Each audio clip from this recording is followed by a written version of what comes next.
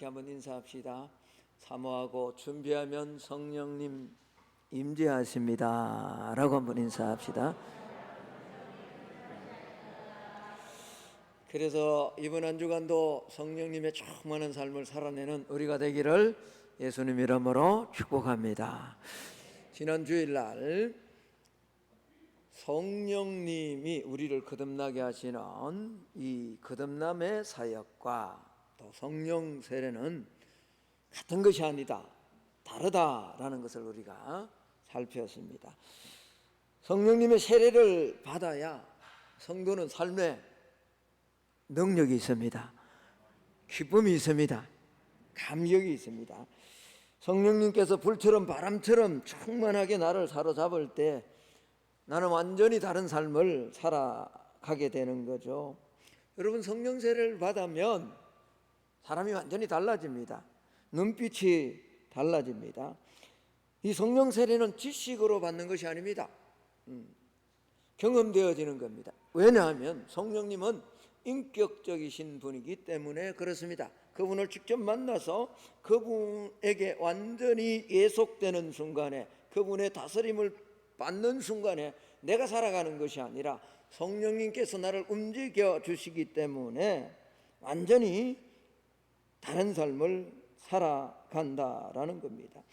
제사장의 뜰에서 주님을 부인했던 베드로가 성령 세례를 받고 난 다음에 그 예수님을 죽이려고 했던 대제사장과 장로들과 서기관들 앞에 담대히 나가 조금도 두려워하지 않고 복음을 전하지 않습니까?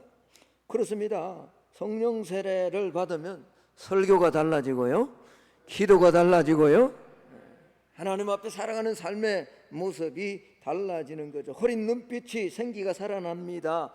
성령 세례를 받고요, 성령의 충만한 삶을 살아가면 발걸음이 그냥 허지부지 그렇게 느리지 않습니다. 교회 오는데 힘이 없이 소망 없이 마치 이제 도수장에 끌려가는 그런 사람처럼 느리 그렇게 오지 않습니다. 왜? 빨리 가고 싶거든요. 성령님 만나고 싶거든요. 그러니까 얼마나 민첩해지는지 모릅니다. 게을러 터졌던 삶이 총각을 아끼는 부지런한 삶으로 변화됩니다. 성령 세례를 받으면요, 저와 여러분의 언어가 변화됩니다.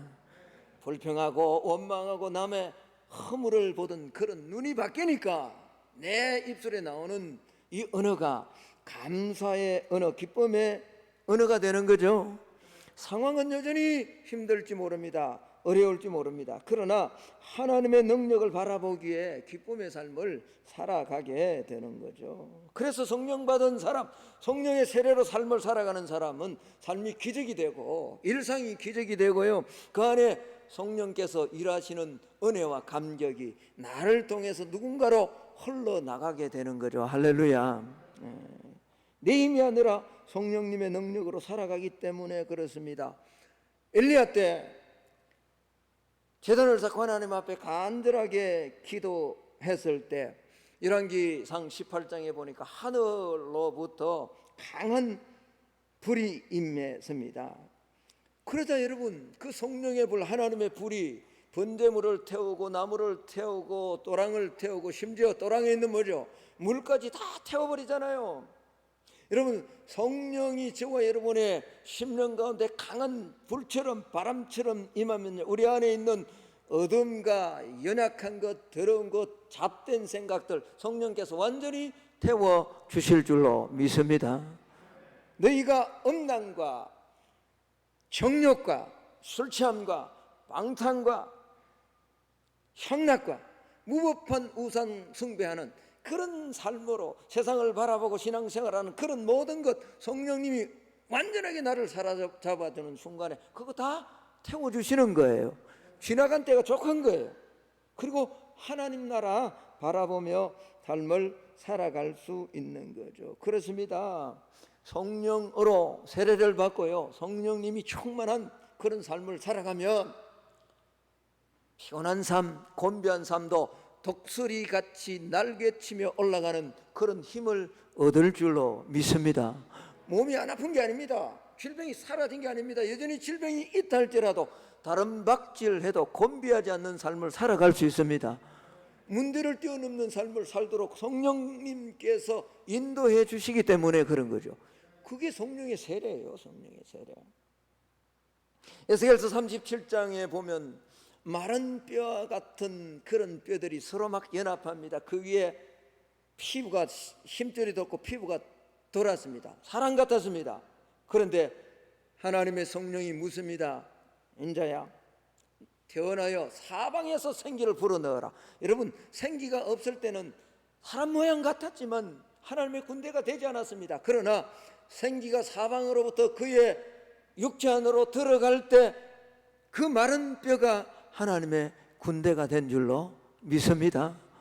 마른 뼈와 같이 시들고 무기력하고 삶의 기쁨이 없는 그런 성도의 삶도 성령 세례를 받고 성령 충만하면 완전히 변화될 줄로 확신합니다.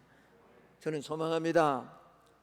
우리 성도님들 성령 세례 가운데 성령 충만한 삶을 매일매일 살아내기를 주의 이름으로 축복합니다.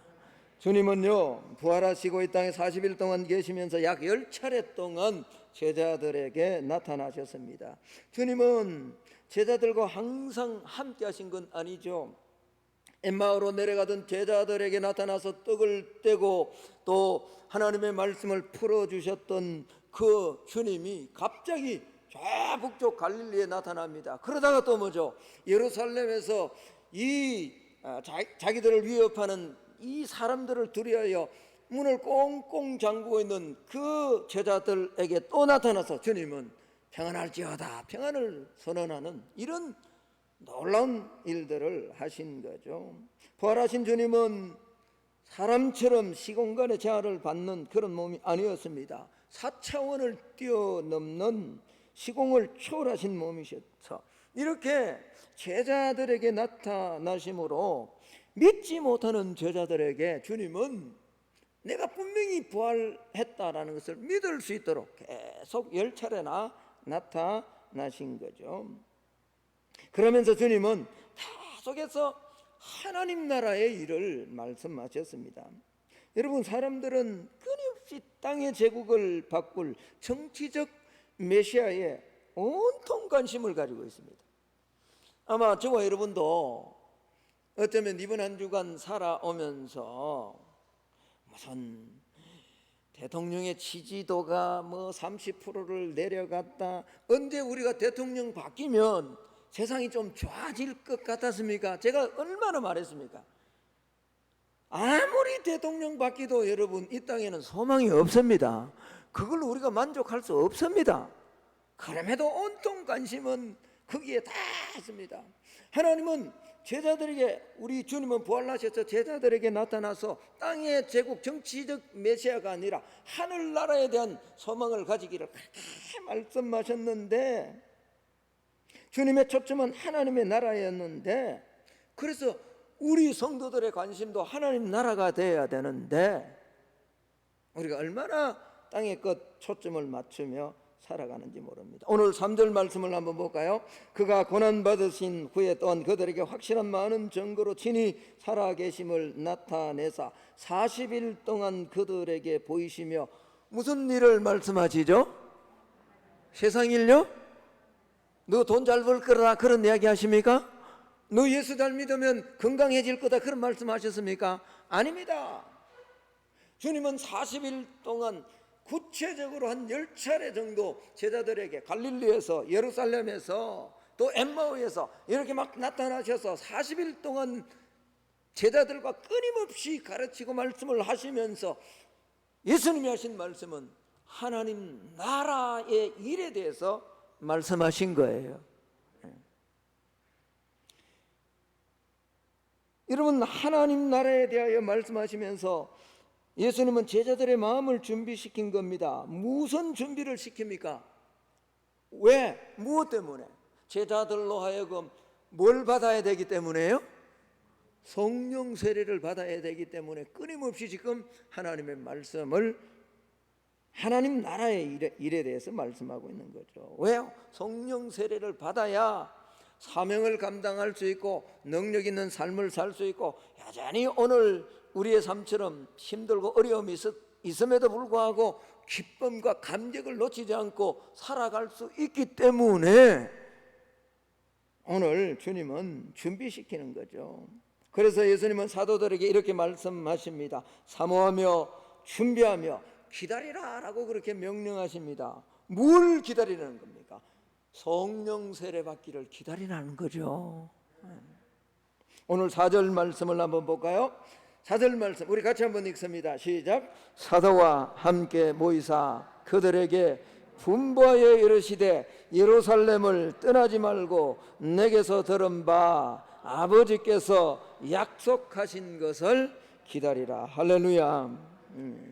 예루살렘을 떠나지 말고 내게서 들은 바 아버지께서 약속하신 것을 기다리라 라고 이렇게 말씀을 하고 있지 않습니까?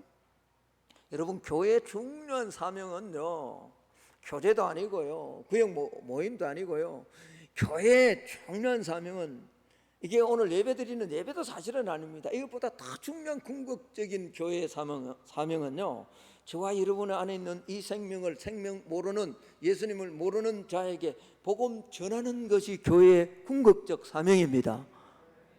우리가 만약 예수를 전하지 않는다면, 그래서 이 복음을 전하지 않는다면 이 땅에 존재할 이유가 없는 거예요. 그런데 여러분, 이 복음을 전하기 위해서, 전거하기 위해, 다시 말하면 전도의 사명을 감당하기 전에 먼저 영적으로 무장되어야 됩니다. 은혜 받아야 되는 거죠.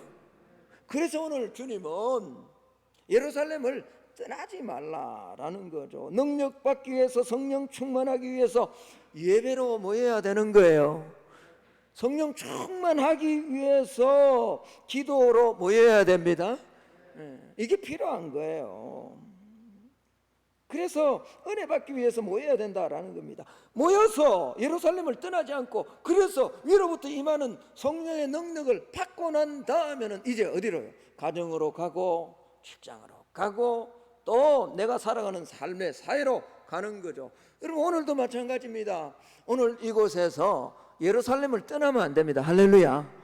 예루살렘을 이곳에 지금 은혜 받는 자리를 떠나면 안 됩니다. 기도하는 자리, 예배드리는 이 자리를 한순간 막 집중해서 오늘 이곳에 예배 드려야 됩니다. 그래야 오늘 은혜 받고요. 그래서 가정으로 돌아가야 오늘 예배 끝나고 나서 여러분 집에 가서 가정의 천국이 이루어지는 거죠. 오늘 예배 드리고도요, 제대로 온 마음을 다해 이곳이 하나님이 말씀하신 온전한 예루살렘이 되지 않으면 여러분 집에 가가 또 엉뚱한 소리 합니다. 또 아내하고 남편하고 싸우고 자식하고 거친 언어가 나오고 그러는 거예요. 예루살렘 떠나면 안 된다고요. 그래서 주님은 약속하신 성령 세례를 받기 위해서 예루살렘에 모이라라고 합니다. 그렇습니다. 반드시 예루살렘에 모여야 됐습니다. 여러분, 이 예루살렘이라는 곳은요, 영적 의미가 실로 엄청난 곳이잖아요. 우리가 잘 아는 것처럼 이 예루살렘 모리아서는 아브라함이 아들 누구를 바친 곳이죠? 이삭을 바친 곳이잖아요. 예루살렘은 솔로몬이 성전을 지었던 성전이 있었던 곳입니다. 예루살렘은 예수님께서 십자가를 지시고 죽었다가 부활하신 곳이 예루살렘입니다. 이 예루살렘은 장차 우리가 영원한 도성인 천국의 모형으로 예루살렘을 요한계시록에 계속 새 예루살렘이라 말하지 않습니까? 우리가 가야 될 그 천국의 모형으로 주신 곳이 예루살렘이란 말이에요. 그래서 예루살렘은 하나님의 은혜가 있는 자리입니다. 오늘 주님은 제자들에게 하나님의 은혜가 있는 자리를 떠나지 말라라는 거죠. 여러분, 사실 주님은 부활하시고 나서 이 예루살렘을 떠나지 말라 이렇게만 말씀하신 것이 아니라 십자가 지시기 전에도 제자들에게 여러분 예루살렘 떠나면 안 된다, 복음의 시작은 여기 예루살렘부터 시작될 것이다 라고 여러 곳에서 말씀을 주신 거죠. 누가복음 24장 46절 47절 48절에 보면 또 이르시되 이같이 그리스도가 고난을 받고 제3일에 죽은 자 가운데서 살아날 것과 또 그의 이름으로 제사함을 받게 하는 회개가 어디서부터 시작한다고요? 예루살렘에서 시작한다고. 예루살렘. 시작하여 모든 족속에게 전파될 것이 기록되었으니 너희는 이 모든 일의 증인이다. 그래서 성령 세례 받기 전에 절대로 우리 성도들도 영적 예루살렘을 떠나면 안 됩니다. 영적 예루살렘이 어떤 곳입니까? 지금 예배 드리는 곳입니다. 이곳에 집중해야죠. 모여서 기도하는 곳이 영적 예루살렘입니다. 은혜 받는 자리가 영적 예루살렘입니다. 하나님의 말씀을 읽는 그곳이 영적 예루살렘, 이걸 떠나버리면 안 된단 말이에요. 그리고 여러분, 또 한편으로 이 예루살렘은요, 이 제자들한테 지금 부활하셔서 성천하기 전에 제자들이 처해 있는 예루살렘을 한번 보십시오. 그곳은 여전히 예수님을 죽이려고 했던 대제사장과 서기관과 장로들이 살기등등한 모습으로 호시탐탐 예수님의 제자들을 지금 감시하고 있는 그곳이 어디죠?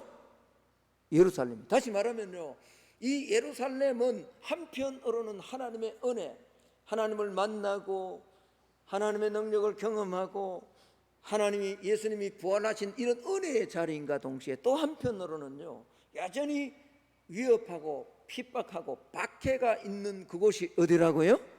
예루살렘. 오늘 영적으로 우리에게 한번 적용해 볼까요? 이 예루살렘을 떠나지 말라라는 것은 여러분이 처해 있는 환경과 상황이 힘들고 어렵더라도 그거 떠나면 안 된단 말이에요. 때로는 여러분 그렇죠. 야, 나도 돈 많은 CEO하고 저 사람이 좀 내 남편이 돼서 내가 돈 걱정하지 않겠, 이런 생각 가끔씩 들죠. 성령 충만하지 못하면 그 가지 말라는 말이에요. 그게 아니란 말이에요. 지금 여러분이 여전히 물질 때문에 힘들어하고 때로는 그렇죠. 야, 내가 몸이 아프면 야, 난 한 20대로 다시 한번 돌아가면 내 이렇게 안 살 텐데, 그런 그거 떠나버리면 안 된단 말이에요. 내가 있는 그 자리, 여전히 대제사장과 서기관과 장로들이 하나님의 사람들을 위협하는 그 자리, 고통이 있고 아픔이 있고 힘든 일이 있는 그 자리를 떠나지 말고 기다리라는 거죠. 할렐루야. 뭐 하기 위해서? 뭐 받기 위해서? 성령 세례 받기 위해서. 여러분, 왜 그렇습니까? 만약 영적으로 이렇게 무장되지 않은 채 가정으로 돌아가고 세상 속으로 가고 직장으로 돌아가면 뭐 불을 보듯 뻔한 거죠. 백전백패인 거죠. 가면 똑같은 소리 하는 거예요. 남 돈 이야기하면 다 직장에 가 돈 이야기하고요, 예수 이야기 한마디 못하는 거예요. 지고 있는데도 진주를 모르는 거죠.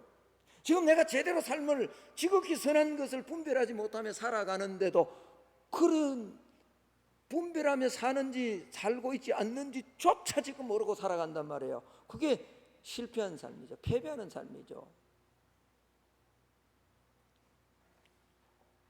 그래서 주님은 예루살렘을 떠나지 말고 약속하신 것을 기다리라라고 그렇게 명령하시는 거죠. 누가복음 24장 49절에서도 주님은 그렇게 말씀하셨습니다. 볼지어다 내가 내 아버지께서 약속하신 것을 너희에게 보내리니 너희는 위로부터 능력으로 입혀질 때까지, 위로부터 능력으로 입혀지는 것이 성령 세례예요. 이때까지는 절대로 예루살렘을 떠나지 말고 어디에 머물라고요? 예루살렘. 여러분, 은혜의 예루살렘을 떠나지 않기를 축복합니다. 은혜의 자리. 여러분 계속 말씀을 읽습니까? 그 은혜 자리죠. 말씀을 놓치지 말아요. 계속 읽기를 바랍니다. 기도하는 그 기도가 멈춰지지 않아야 되죠. 그게 영적 예루살렘이란 말이에요. 여러분 가정에 여전히 문제가 있습니까? 그거 뛰쳐나가면 안 됩니다. 그 가운데서 주의 성령의 세례를 기다려야 되는 거죠. 기도하면서요. 여러분, 성령 세례를 받아야 됩니다. 성령 세례 받지 않으면요, 자꾸 엉뚱한 소리 해요. 말씀을 들어도 설교를 들어도 전부 자기 중심으로 들어요. 그래서 성도는 반드시 성령 세례를 받아야 하는 거예요. 주님은 예루살렘을 떠나지 말고 기다리면 반드시 약속한 것을 받을 것이다. 그 약속한 것은 다름이 아니라 성령으로 세례를 받는 것이다 라고 말씀하십니다. 그렇죠? 자, 5절을 한번 볼까요? 5절, 이렇게 분명히 약속한 것은 성령 세례임을 말합니다. 5절, 요한은 물로 세례를 베풀었으나 너희는 몇 날이 못되어 성령으로 세례를 받으리라 하셨느니라. 주님 분명히 이렇게 말씀하셨죠. 그런데요, 이 이야기를 들었던, 성령 세례를 받지 않으니까 이 이야기를 들었던 그들이 아니 조금 있다가 또 예수님한테 엉뚱한 소리 합니다. 이상한 질문합니다. 6절을 한번 보겠습니다. 6절 우리 같이 한번 읽어봅니다. 시작. 그들이 모였을 때 예수께 여쭈어 이르되 주께서 이스라엘 나라를 회복하심이 이때니까 하니. 여러분, 이 질문을 들었던 주님이 얼마나 당황했나. 여러분, 제가 오늘 계속 지금 뭐 받아야 된다고 말씀하죠? 성령 세례 받아야 된다라고 1시간 내내 설교를 했는데 나가면서 목사님 어떻게 하면 병 고침을 받을 수 있죠? 그런 얘기 들으면요 뒤집어지는 거예요. 여러분, 성령 세례 안 받으면요, 성령으로 충만하지 않으면요 자꾸 엉뚱한 소리 합니다. 주님은 성령 세례와 하나님 나라에 대해서 말씀하셨는데 그들은 여전히 지금 뭐죠? 이스라엘 나라의 정치적 회복, 여전히 목사님 이게 윤 대통령이 어떻게 국민 지지도가 한 30% 넘어가겠어요? 엉뚱한 소리 하는 거죠. 뭐하고? 설교 잘 듣고 나가가지고. 오늘 주님이요 계속 부활하시고 지금 성천하시기 전에 계속 하나님 나라 일을 가르치며 예루살렘 떠나지 말고 기다리라 그러면 반드시 아버지께서 약속하신, 하나님께서 약속하신 것 준다. 그 약속한 건 다름이 아니라 뭐라고요? 성령 세례라 그랬는데 좀 있다가 지금 엉뚱한 소리 하잖아요. 뭐라고 여기 뭐가? 하나님 나라를, 이스라엘 나라를 회복한, 로마로부터 압제받던 그 이스라엘 나라로부터 당신이 메시아가 되어서, 정치적 메시아가 되어서 회복할 때가 이때입니까? 이런 이야기를 하는 거죠. 여러분, 사람이 왜 동문서답 하는 줄 아십니까? 전부 자기 생각으로, 설교 들어도 자기 생각으로.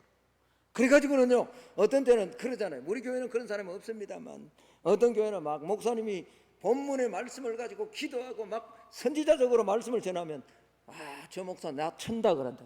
아니, 목사가 무슨 할 시간이 없어가지고 그 성도를 칩니까? 이 귀한 성도를요. 그런데 뭐죠? 자기 생각으로 성령 세례 받지 못하면요 말씀을 들어도요 전부 자기 생각으로 하는 거예요. 그가 정작 하나님 주시는 이 말씀의 은혜를 못 받고요, 뭐 준비하지 않은 어떤 예화 하나든 그게 은혜를 받았다 그러고 자기 생각으로 살아가는. 그들은 부활하신 주님이 다윗처럼 로마를 몰아내고 이스라엘을 재건할 정치적 메시아가 되어주기를 바랬던 겁니다. 예수님이 십자가에 죽었을 때 그들의 꿈은 산산조각이네. 그래서 사실은 다 흩어진 것 아닙니까? 그런데 그 잃어버렸던 꿈, 그 주님이 십자가에 달려서 끝난 줄로 알았는데 그 주님이 부활하시고 다시 제자들을 찾아오셔서 야 기다리라, 아버지가 약속한 것 주실 것이다. 그 약속한 건 성령 세례라 그랬는데 오늘 여전히 그들은 뭐죠? 이 말씀을 오해해서 자기 민족 이스라엘의 정치적 회복을 기대하고 있다라는 거죠. 그렇습니다. 3년 내내 주님 따라다니며 설교 듣고 함께했던 그들도 성령 받기 전에는 날 하나님의 말씀을 제대로 알아듣지 못한 거죠. 실컷 듣고 엉뚱한 소리 하는 거예요. 귀에 들려도 듣지 못하고 깨우치려 해도 깨우쳐지지 않는다라는 겁니다. 왜? 성령 세례를 받지 못하면요 자기 생각으로 가득 차 있기 때문에 그래요. 오늘도 마찬가지입니다. 제가 왜 이런 말씀을 드리는 줄 아세요?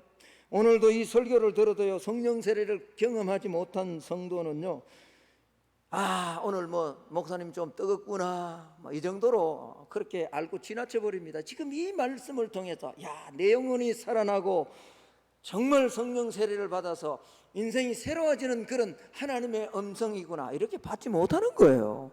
성령 세례를 받지 못하고 설교를 들으면요, 여러분 성령 세례를 받으면 영안이 열려집니다.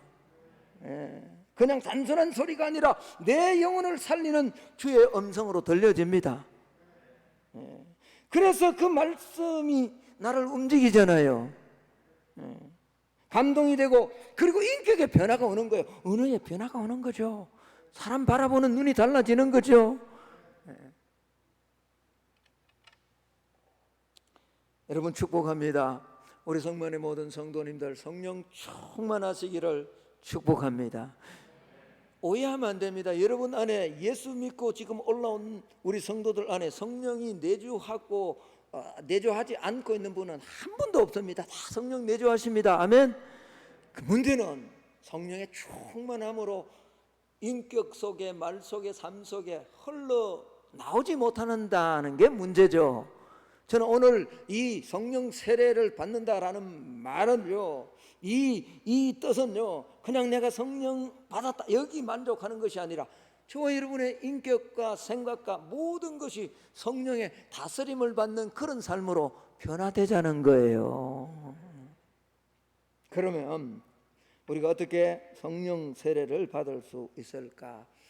간단하게 한 세 가지를 말씀을 드리려고 합니다. 첫 번째는 그들은 성령 세례를 받기 위해서 사모했습니다. 옆 사람과 그렇게 한번 인사하겠습니다.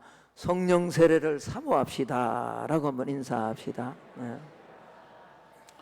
큰 소리로 옆 사람과 눈을 한번 마주 보면서 그렇게 한번 인사합시다. 성령 세례를 사모합시다 라고 한번 인사합시다.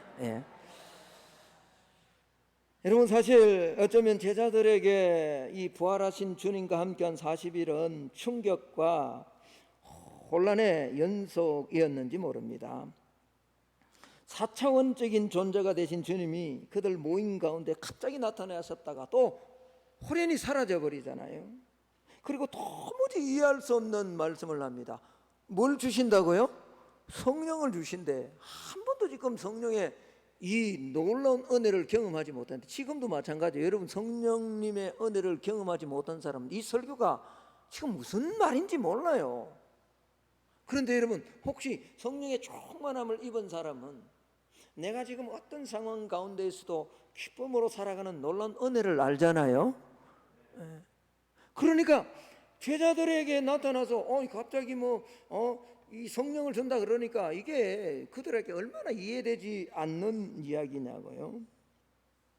그리고 성령이 임하면요, 사도행전 1장 8절에서 말씀하고 있는 것처럼 성령이 너희에게 임하시면 너희가 권능을 받고 예루살렘과 온 유대와 사마리아와 어디까지 간다고요?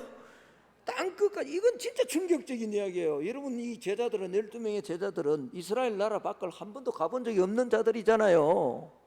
그런데 지금 예루살렘과 유대와 사마리아를 위에서 가는 그런 사람들인데, 그게 아니라 지금 예수님이 무슨 말씀을 하냐? 아니다.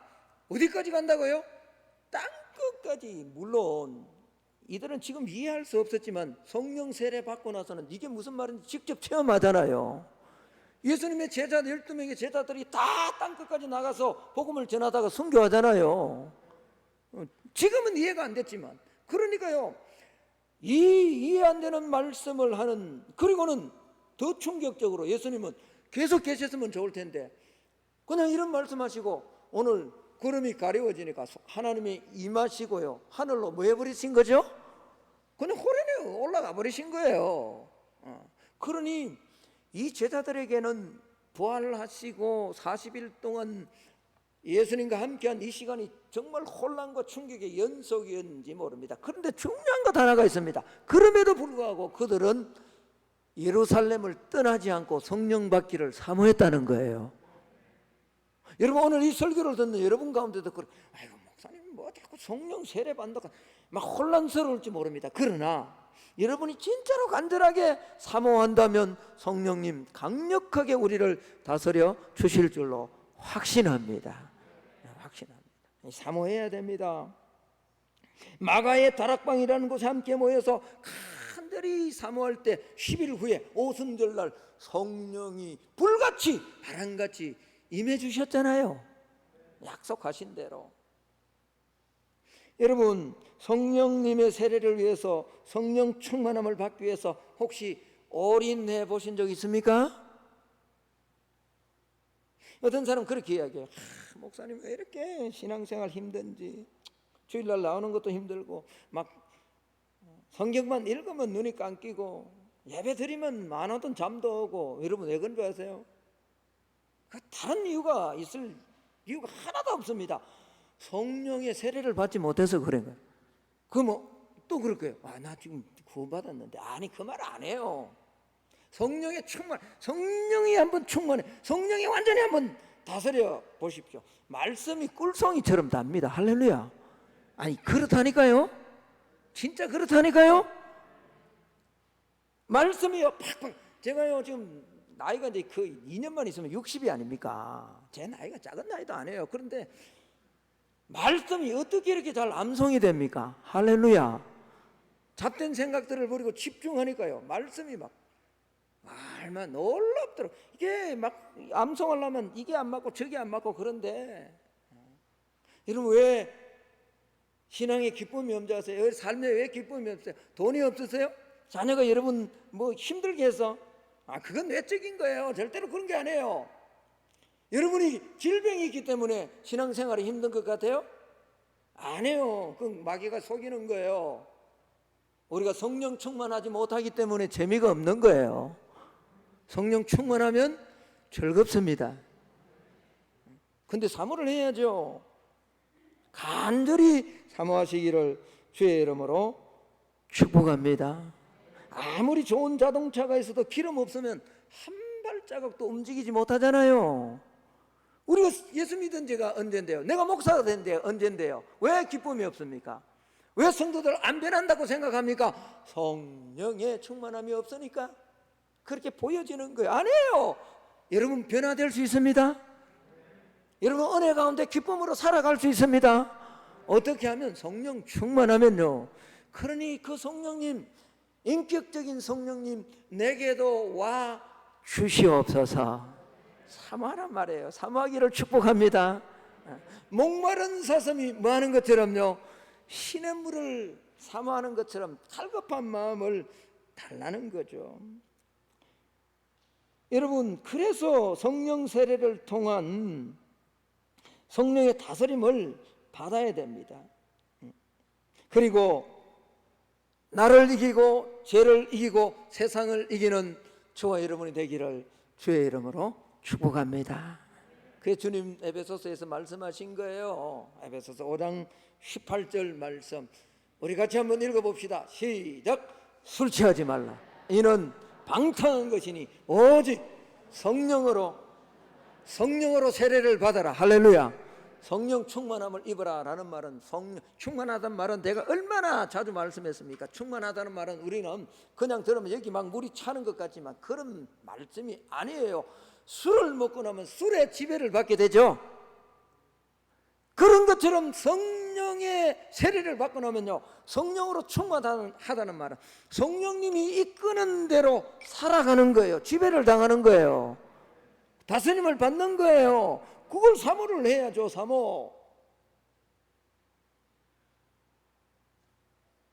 여러분 성령 세례를 받고 성리하고 여러분의 삶에 신령한 하나님이 원하시는 아름다운 열매를 맺는 한 주간 삶이 되기를 주님의 이름으로 축복합니다. 사모하십시오. 간절히 사모하십시오. 목마른 사슴이, 그래서 막 제가 이번 한 주간도 지난 주간 설교가 끝나고 난 그 이후부터 저녁부터 시작해서 어떻게 하면 이번 설교에 우리 성도들 좀 성령님 만져주셔서 이해할까 계속 생각이 오로지 거기에 집중했다고. 두 번째는요, 한 마음으로 기도하며 준비했다라는 겁니다.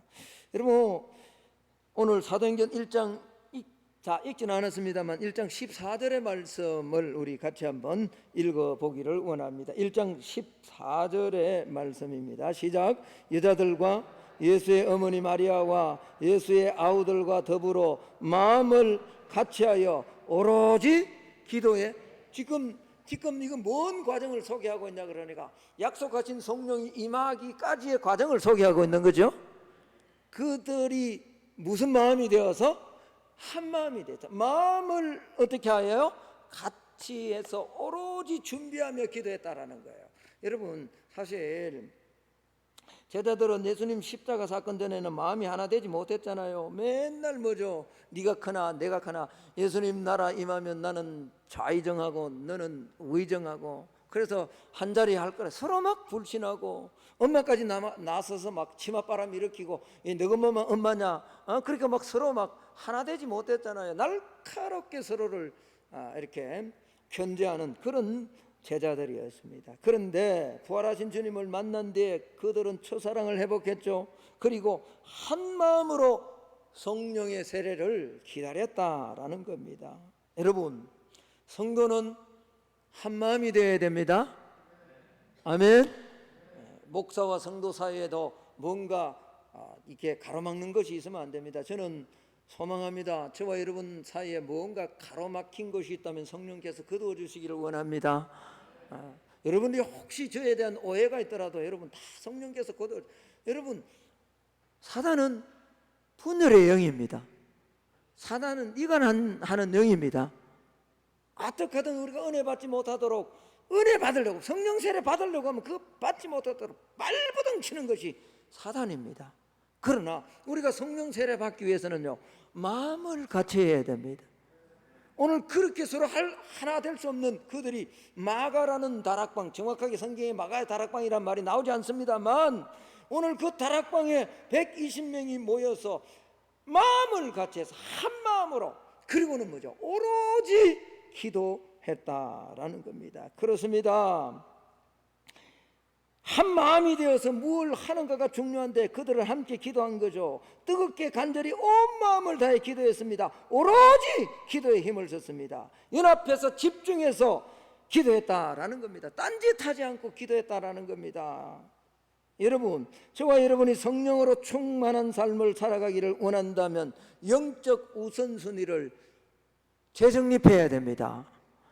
기도가 최우선이 되어야 됩니다. 오늘 새벽에도 말씀드렸습니다만 사역 잘하기 위해서, 주일학교 교사 잘하기 위해서 기도하는 것 아닙니다. 응답 받기 위해서 기도하는 것 아닙니다. 한번 따라 합시다. 기도하는 것이 응답 받는 것이다. 사역 잘하기 위해서 기도하는 게 아닙니다. 기도 자체가 사역입니다. 기도하면 하나님 능력 주시고 기도하면 반드시 승리하게 되어져 있습니다. 왜 우리가 힘이 없어요? 왜 성령의 다스림을 받지 못하냐고요? 제가 새벽마다 자꾸 그렇게 혼자서 이렇게 결심을 합니다. 기도 시간을 한 달에 한 3분, 좀 많으면 5분씩만 좀 늘려가자. 그래서 원래 말이 되면 한 2시간 정도는 앉아있자. 지금 1시간 반이거든. 좀 앉아있자. 왜? 기도가 사역입니다. 응답 받기 위해서 기도하는 게 아니라요, 기도 자체가 응답입니다. 내가 여기 앉아서 주님과 교제하면요, 주님께서 성령님으로 우리의 삶의 문제들을 반드시 해결해 주십니다. 그 목사만 그런 게 아닙니다.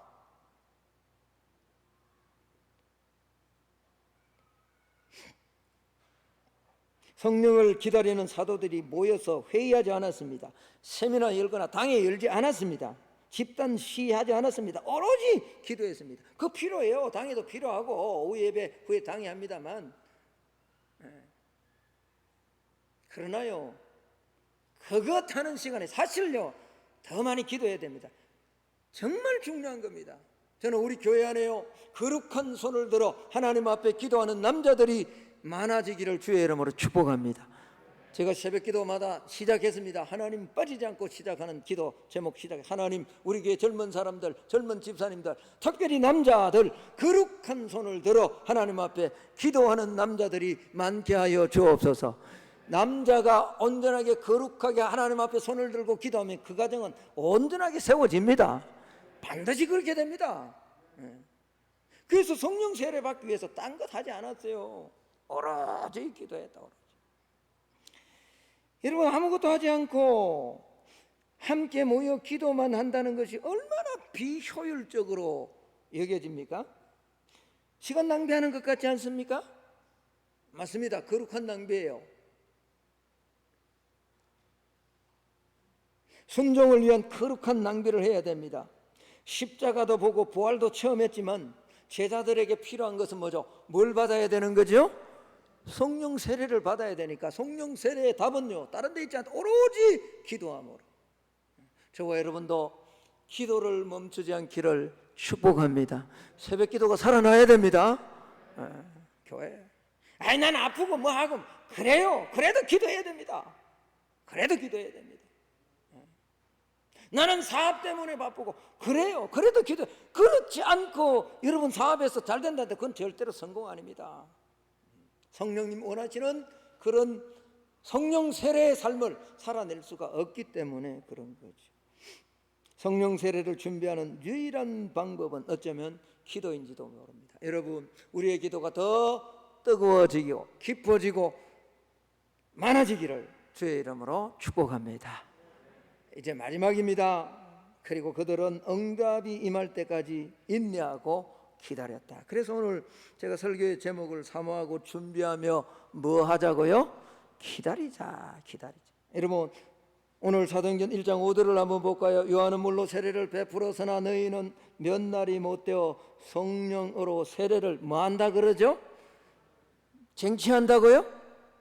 내가 가서 막 하나님 달라고 해서 막 내가 그렇게 하나님으로부터 막 끌어내립니까?